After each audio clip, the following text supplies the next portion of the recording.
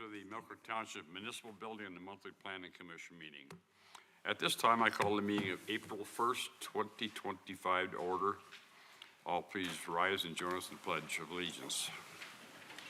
I pledge allegiance to the flag of the United States of America and to the republic for which it stands, one nation, under God, indivisible, with liberty and justice for all.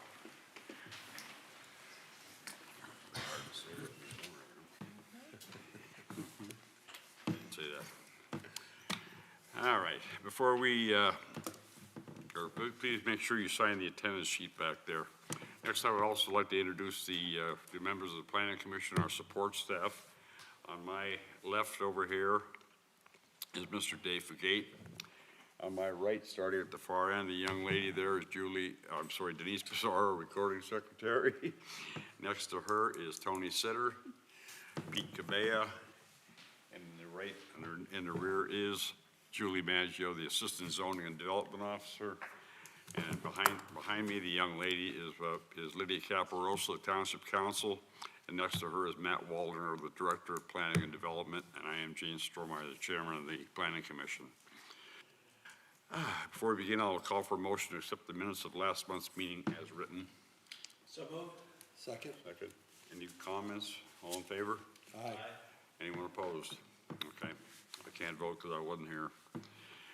The Milford Planning Commission is a recommending body that hears testimony, asks and answers questions, deliberates, and passes our recommendations on to the supervisors who make the decisions on the issues brought before us. The subdivision plan and our land development discussed tonight, if acted on by the Planning Commission, will be considered by the Township Supervisors at their regular meeting to be held on Tuesday, April 22nd, 2025 at 4:30 in this room here. The rezoning discussed tonight, if acted on the Planning Commission, will be considered by the Township Supervisors at their regular meeting to be held on Tuesday, May 13th, 2025 at 9:30 a.m. in this room here. First item on the agenda tonight is the subdivision plan for Zemzem Temple. It's a minor subdivision plan to show the creation of a 3.136 acre parcel A from 2539 West 38th Street, resulting in a 42.569 acre residual lot at the southeast intersection of West 38th and Zook Road in tract 8. No, a B or an 8. Sir. Good evening, Mike Sanford, 4721 Atlantic Avenue. I'm the surveyor that prepared this subdivision plan. It's pretty simple. It's a one-lot subdivision. It's from the Zemzem property, and it's the extreme northeastern corner of the overall property, and it's about a 3-acre lot. So just here tonight to answer any questions you may have about this one-lot subdivision. Anyone have any questions for him? No. Thank you. Does anyone else care to speak about this at all, or ask questions or anything? Very good, thank you. Oh.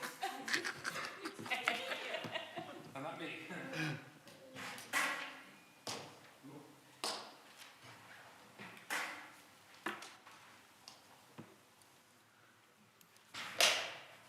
Mr. Chairman, Yes, someone has their hand up in the back. I'm sorry, what? See it, there's a- Oh, okay, I'm sorry. Come up here, please, and give us your name and address for the record. Yes.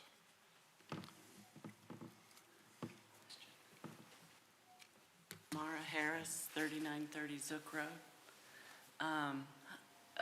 A one-lot subdivision, how many units, like, how big will it be? Say it again. How many, is it an apartment? Homes? No. Homes. Do you know how many homes? At this point, Zemzem is selling the Mr. Chairman, majority of the property, then they're Yes. going to small portion of the property along 38th, Right. 38th Street, going towards the church over there. Right. I can turn it back. Yes.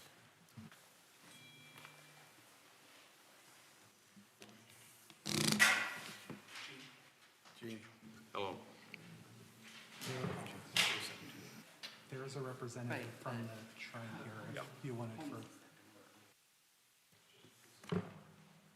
This is just a subdivision, there's no development proposed yet, just creating a parcel. Gotcha. Okay. Thank you.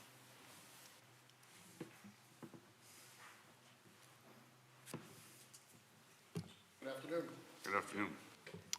My name's Jim Richardson. I reside at 4806 Wolf Road.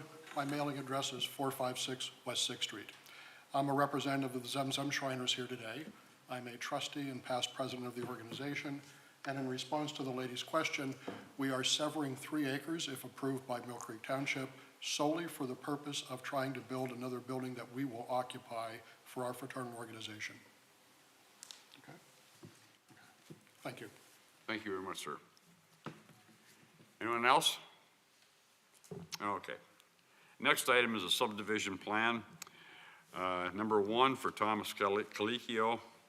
It is a minor subdivision plan to show the creation of a 19.670 square foot lot and a 26,000, I'm sorry, that was 19,670, and a 26,856 square foot lot number 2 from 26 Westlake Road, resulting in a 9.24 acre residual lot along the north line of Westlake Road, east of Montpelier Avenue and tract 279.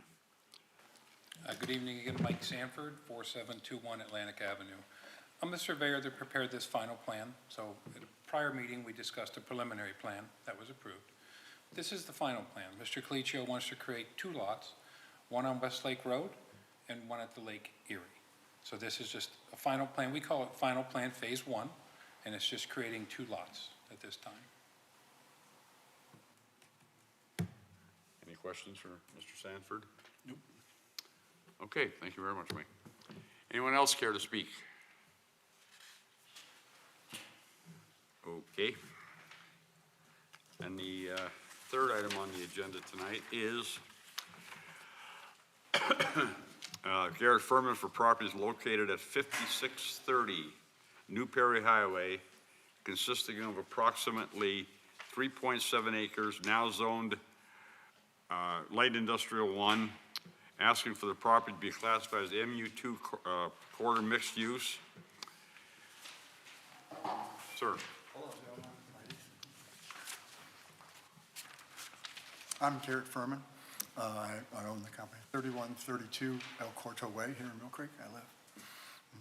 And we're looking to, as you just mentioned, to rezone those 2.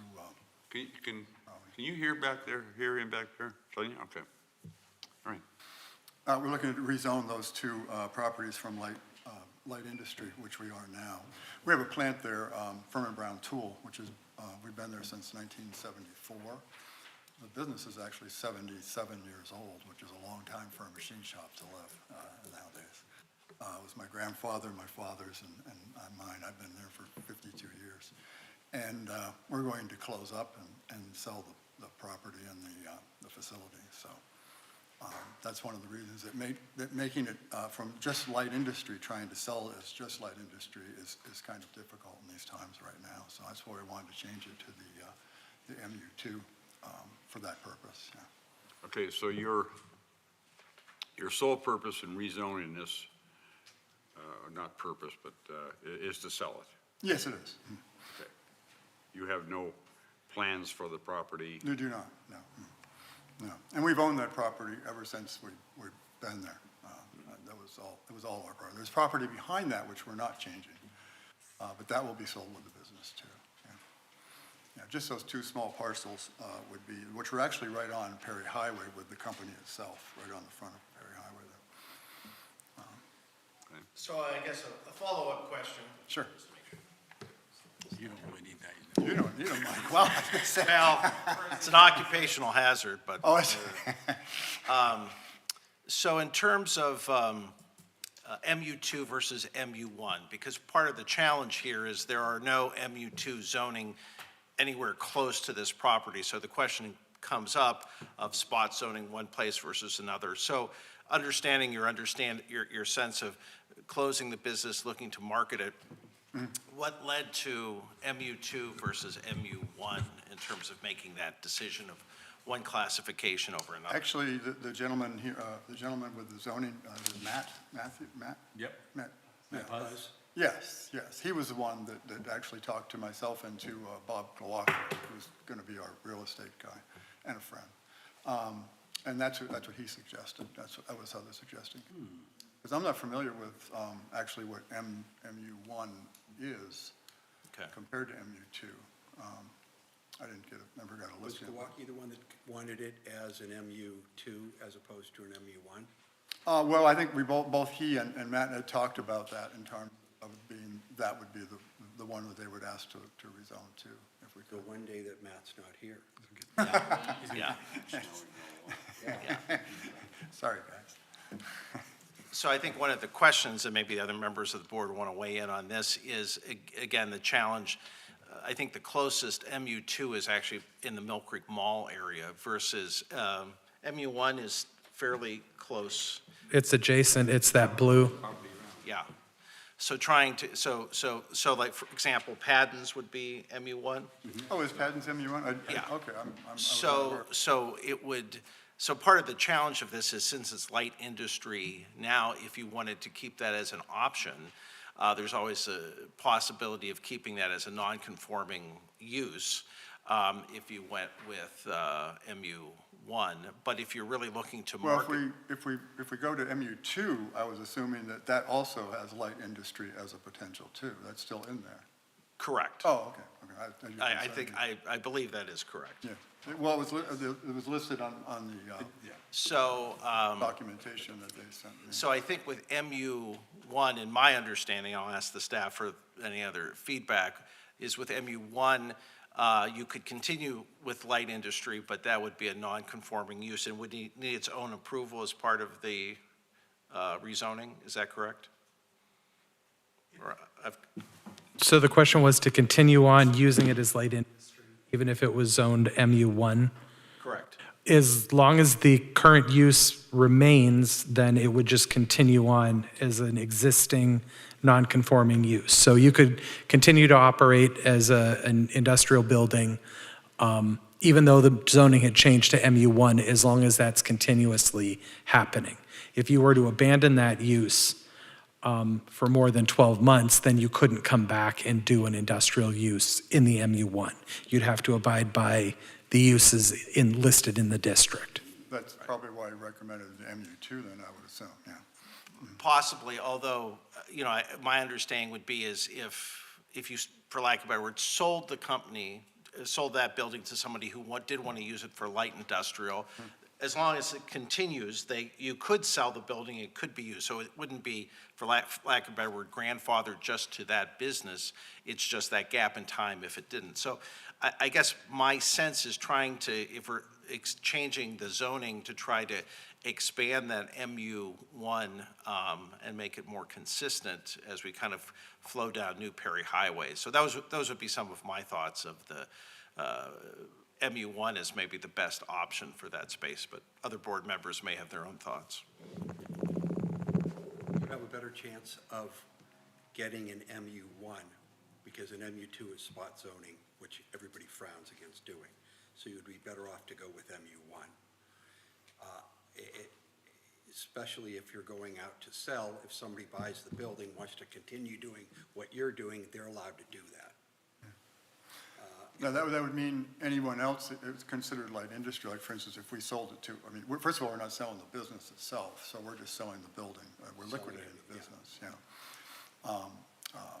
So that concerns me, if someone else came in with something else, in terms of, in other words, they come in with the light industry and they would be able to do, the light industry is included in M1. Well, you would be grandfathered because you are light industry for 12 months.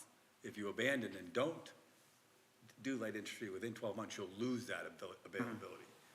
You're talking the person who would buy the property? Person who buys the property, yes. Okay, as long as we own the property, that doesn't change anything. Correct. Oh, obviously, yeah, okay. So basically what you're saying is you would rather not do M2? We'd rather not do M2. We'd rather not do 2 because there is no other MU2 in that area. Okay. And we don't want to start going down a bad road. We want to be consistent with our plan. Oh, I understand, yeah, as long as, I guess the question was, then my question would be then on MU1, which I may have a listing of what they sent me, what was on MU1. There's 7 different things. 7, right? There's more than 7. Some things are permitted in MU2 that aren't in 1, and some things are permitted in MU1 that aren't in I1. Yeah, we can have Julie read the list if she doesn't mind, please. Oh, thank you. 27 permitted uses in Oh, M1. wow. Animal daycare, business service, clinic, convenience store neighborhood, daycare center, dwelling, single-family attached, eating and drinking establishment, essential services, financial institution, forestry, ghost kitchen, health club, medical marijuana, dispensary, mixed-use occupancy, residential commercial, mixed-use occupancy commercial, multiple establishment center, personal services, pet grooming establishment, place of worship/assembly, professional services, public buildings and structures, public or private school, recreational facility, public, retail business establishment, shopping center, neighborhood, studio, dancing or music, wireless communications facility, non-tower, and also dwelling duplex. That's an incredible list. It's a lot. Yeah. Now, the difference between the M1, and you said there was, what are the actual, the only ones that are different from MU1 and MU2? If you want, I have the MU2 in front of me, and you have, they're not one-to-one, like you don't, gain one, lose others, but MU2 has a little more intense uses. I'm just going to pick some that Julie didn't mention, like car wash. Let's see, there is light industry manufacturing is one of them. Let me see. Office business park is one. Commercial recreation facility. But actually, in particular, my only concern would be like, say, for instance, a plastic company moved in, injection molding type thing. Yep. Because we was talking to someone. And that would be light industry, obviously. And if they moved in and we sold it to them, that's not an issue, as long as they move in. And within the year, you have a year to. Right. Okay, so we really don't have any issues there then, I guess, in my mind, right? You guys agree? Yeah. And you have a better chance of getting what you want. Yes. Oh, yeah. And I'm not looking to cause any, we just want to make it a little easier for them to sell what you would, and that will, and I'm fine with that, guys, yeah. So, all right. Yeah. That's it? No other questions? Oh, thank you for being so kind. I appreciate your considering us for the change. You can understand why, it just. Sure, oh, yeah. And now industry is just, it's getting harder and harder for places small. Might get harder tomorrow. Yes, I know. Yes. You're right, it might, yes. It's really difficult to have a small manufacturing facility now like we have. That's why I can't get people to work. I can't get skilled labor whatsoever. It's just a difficult situation. So it's time to retire. Yeah. Thanks for your family's work for many years. Oh my gosh, we had such a great, my father and I were very, very close, and he and my grandfather started the business, and just an incredible, for a business like that, we made very special tools that were of such a nature that if you held the tool in your hand, some of the tolerances on it would go out of tolerance if you held it in your hand long enough. We actually had to inspect it with a certain humidity and temperature, those kind of things. And that's the only reason we stayed in business all this time, because that kind of thing didn't go to China or someplace else because they didn't have the skilled labor to do it. So it was a blessing that we, and my kids, I was able to put my kids through school. My daughter's a doctor in Pittsburgh Children's Hospital. That all came from that business. And I can't tell you how many, we loaned money for mortgages on houses. We loaned money for cars to the employees. Go into prep school, some of the tuitions there and things. So we just had so many wonderful employees over the years. So the only thing that concerns me, to be honest with you, is we had so many employees that they worked there for 40 years, 50 years, and they retired. And literally within a year after they retired, they passed away. Say it ain't so. I've heard that a lot. Oh, I can't tell you how many of these were healthy people that never missed a day of work. It concerns me because I'm going to do something. I'll probably do volunteer work down at the hospital. I've been on the board of Hammett down there, and I'm still on the board of the foundation still. And I'm going to do volunteer work there on a regular basis because I honestly think it's not healthy not to work and have some purpose and some place to go. But I had wonderful people that just within a year, they had gotten cancer, they had some heart disease, they died, and they weren't doing anything. They did absolutely nothing. That's it. Sat down and died. See, you're not retiring, you're moving from Regrouping. being an Regrouping. employer to self-employed. There you go. That's a good point. I will be, yeah. And I'm free. Yeah, so, yeah, they'll love me. I'm free. Well, thank you, guys. And I'm fine with that M1. Thank you. Now, the next meeting for me then actually won't be until the supervisors on the 13th of Zoning, right?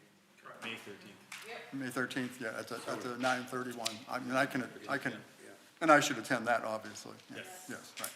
Good. Okay. Thank you for being so kind, guys, and Thanks. no problem. I appreciate it. We'll talk with Thank Matt. you for the history lesson also.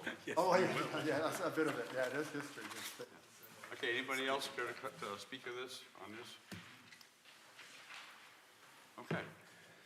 That is the last item on our agenda for tonight. We will go back and go over them once more and make our recommendation to the township. The first item was, and still is, it's a minor subdivision plan to show the creation of 3.136 acre parcel A from 2539 West 38th Street, resulting in a 42.569 acre residual lot at the southeast corner or intersection of West 38th and Zook Road at tract 78. Do I hear a motion? I will move to approve the subdivision as listed in our agenda. Second? Any discussion further? All in favor? Aye. Anyone opposed? No. Okay, thanks. The next item is a subdivision plan number 1 for Thomas Colicchio. It is a minor subdivision plan to show the creation of a 19,670 square foot lot number 1 and a 26,856 square foot lot number 2 from 4026 Westlake Road, resulting in a 9.24 acre residual lot along the north line of Westlake Road east of Montpelier Avenue, tract 279. I move to approve as written. Second? Second? Any discussion? Yeah. All in favor? Aye. Anyone opposed? Very good, thank you. And lastly is the rezoning of Gare Furman for property located at 5630 New Perry Highway, consisting of approximately 3.7 acres, now zoned light industrial 1, asking for the properties to be classified as, now we're talking MU1. Corridor mixed use. I will move the rezoning, noting the change from the request to an MU1 mixed use. From MU2 to MU1. Correct. I'll second that. Okay, is there any further discussion on this at all? No. Okay. All in favor? Aye. Aye. Anyone opposed? Very good. Thank you very much, sir, for your cooperation. Mr. Furman, could you stick around for a minute till after the meeting? Thank you. Okay, any further discussion? I better go back to the sheet here. Nope, looks like we are, okay. I will entertain a motion to adjourn. So moved. Second. Second, any discussion? Hold on a second on that one. We stand adjourned at 6 o'clock straight up. We're all straight up.